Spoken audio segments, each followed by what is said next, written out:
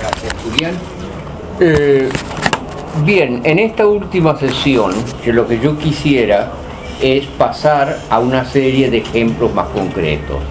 Pero como un gozne inicial, me gustaría centrar el análisis al comienzo en una categoría que es fundamental para establecer el puente entre los problemas teóricos que hemos discutido en las reuniones anteriores y los ejemplos concretos a los cuales nos vamos a referir hoy. Y esta es la categoría de representación. Déjenme primero decirles algo referente a la categoría de representación tal como ha operado en el pensamiento político. Los pensadores políticos tradicionalmente han desconfiado mucho de la categoría de representación, porque han visto en la representación un mecanismo a través del cual la voluntad de los representados puede fácilmente ser traicionada. Es decir, que la representación sería espuria. Por ejemplo, Rousseau pensaba que la única democracia verdadera era la democracia directa, es decir, aquella que prescinde enteramente de los mecanismos representativos. Pero él mismo se da cuenta que en estados modernos, que superan mucho la realidad de los cantones suizos en la cual estaba pensando originariamente, dadas las dimensiones de estos estados, es imposible que no haya relaciones de representación. Entonces, lo que llamaríamos el second best, la segunda cosa no perfecta, pero la menos imperfecta, sería pensar en mecanismos de representación que subordinen enteramente la acción del representante a la voluntad de los representados. O sea, que la representación sería un mecanismo unidireccional que se movería desde el representado hasta el representante. Y en la medida en que el representante fuera una clara expresión de esa voluntad preconstituida del representado, entonces esa sería una buena representación. Por el contrario, si el representante introduce una serie de cambios en el proceso de la representación pasa a ser una representación espuria. Y esta era un poco la visión más generalizada. Y el problema que se nos plantea entonces es el siguiente. ¿Podemos nosotros considerar que la representación es un mecanismo de dirección única que va del representado al representante y no un mecanismo doble que va del representante al representado a sí mismo? Evidentemente aquí empezamos a encontrar ciertas dificultades, porque si el representante va a expresar la voluntad del representado en un terreno distinto en el cual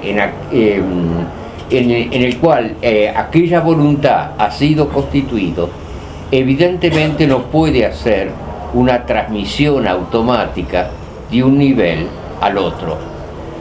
Es decir, que algo cambia en el proceso de representación respecto a lo que era la voluntad inicial.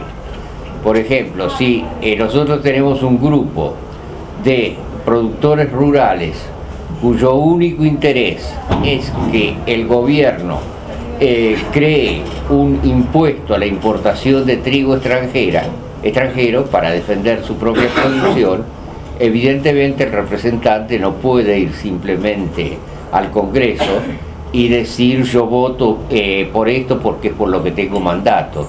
Tiene que presentar un argumento, y ese argumento va a tener que mostrar que esa voluntad de los productores rurales coincide con el interés nacional. O sea que va a tener que elaborar un discurso nuevo respecto a lo que la voluntad inicial había presentado como objetivo. Entonces, al mismo tiempo, ese discurso del representante va a influir sobre la identidad de los representados. O sea que de alguna manera la identidad de los representados va a ser alterada en el proceso de representación.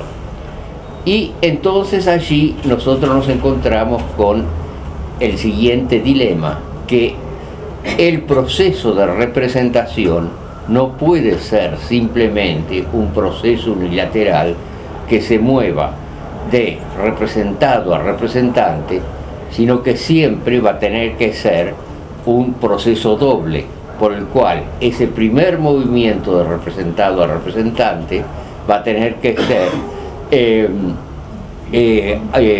acompañado de un segundo movimiento que va del representante al representado. O sea que hay una contaminación entre los dos polos del proceso de la representación. Bueno, ustedes pueden decir, esto puede muy bien ser así, pero ¿no es más democrática una sociedad en la cual el primer movimiento, es decir, el movimiento de representante a representado, predomina sobre el segundo movimiento de representante a representado? Bueno, la respuesta es que no siempre, porque todo depende de cómo se constituye la voluntad inicial del representado. Y insisto en esta expresión voluntad inicial por razones que ustedes van a entender en un instante. Si nosotros tenemos este doble proceso, todo depende del grado de constitución que la voluntad del representado haya adquirido. Si la voluntad del representado es sumamente estructurada al comienzo, por ejemplo un grupo corporativo, un grupo de empresarios, en ese caso el papel del representante es muy reducido. Pero supongamos que tenemos poblaciones marginales al margen de toda participación general en la vida del país. Ahí lo primero es cómo constituir una voluntad que espontáneamente no se autoconstituye. Y en ese sentido, el margen de acción del representante pasa a incrementarse.